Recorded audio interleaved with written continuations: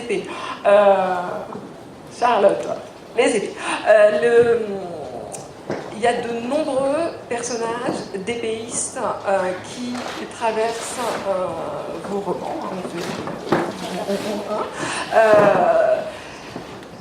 Est-ce que tu peux nous en présenter? Est-ce que vous pouvez nous en présenter quelques-unes? On va alterner. Est-ce que vous pouvez nous en présenter quelques-unes? Et pourquoi cet attachement à ces personnages d'épéistes? Alors, si tu n'as pas les réponses, je les ai. D'accord. Alors, alors, on va partir du début. Pourquoi l'escrime? Moi, je suis une... Je peux pas dire que je sois une passionnée d'armes blanches, mais je suis une dilettante d'armes blanches. J'ai fait de l'escrime quand j'étais à l'université, et ce qui m'avait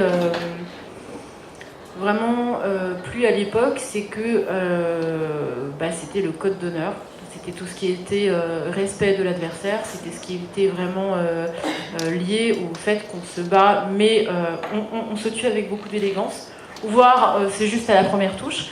Alors la réalité de l'université, c'était j'ai un instructeur qui était obsédé par les compétitions, donc ça n'a pas dû... Enfin, je me suis beaucoup obstinée au point de faire 9 à 10 heures d'escrime par semaine, mais ce qui m'intéressait, moi, c'était la reconstitution historique, et à l'époque, j'en ai pas fait. Du coup, je me suis vengée sur effectivement des personnages de Spadassin, donc notamment... en tout cas, dans les univers de fantasy, en particulier Théodora, qui est Spadassin, qui est... dans Arachnae. Dans Arachnae, ouais, qui est sur cette tueuse, plus ou moins, je crois quand même. Et puis... et qui est instructrice. Alors, bon, elle, c'est plutôt, me semble... Enfin, d'après mes souvenirs, c'est rapière et couteau. Hein, c'est ça.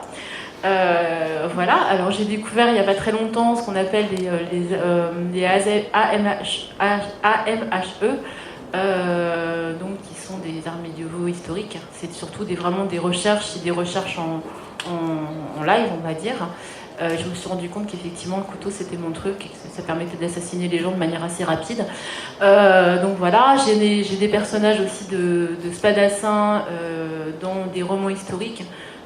Notamment Vénénum qui n'est plus édité, et Noire Lagune, et là de manière beaucoup plus réaliste, c'est-à-dire que Théodora, et même dans Chara, j'ai un personnage pareil qui manie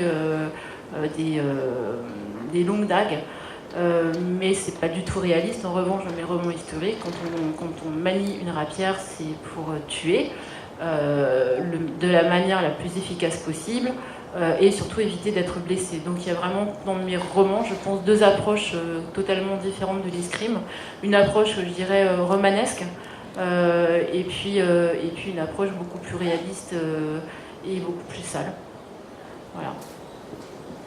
Hélène Keuchner, alors l'épée est évidemment centrale dans la série dont le terme récurrent c'est sword, hein, c'est vraiment l'épée, elle figure, je ne sais pas si on les voit bien, mais surtout toutes les couvertures, voilà, on est dans un monde organisé autour de combats à l'épée, hein, et autour d'une caste de bretteurs professionnels.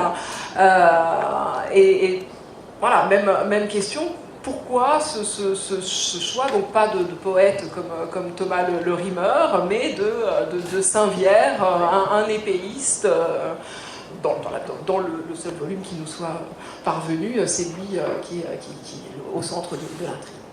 J'ai quelques réponses différentes. Premièrement, car moi j'aimais toujours, dès que j'étais toute petite, l'escrime pour être héros, en fait. Je voulais moi-même être héros, et pas la petite dame, mais c'est qu'on est un peu effectueux. Stay by me. Feed me some words. Okay. Et c'est de la pouvoir, c'est de la grâce, c'est de la romantisme, quoi. Et aussi un peu des contes de fées. Des contes de fées, des films, tout ça. Ça avait beaucoup de pouvoir pour moi.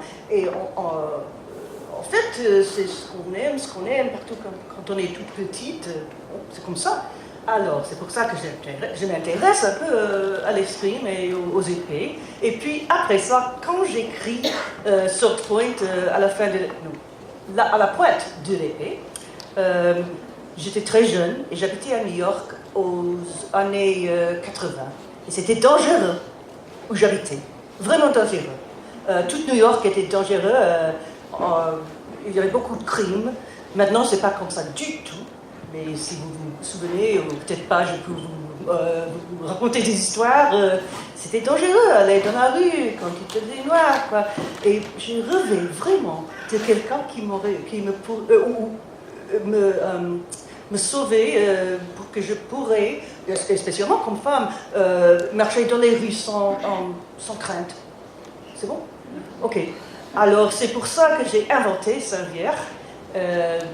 Et son amant, c'est Alec qui pouvait dire ce qu'il voulait. Il n'avait jamais craint d'être tellement mauvais. Et c'était vraiment comme ça. C'était la vie que j'habitais, sans épée. Donc les Bordeaux, c'est comme ça qu'est traduit. C'était mon arrondissement à New York. D'accord.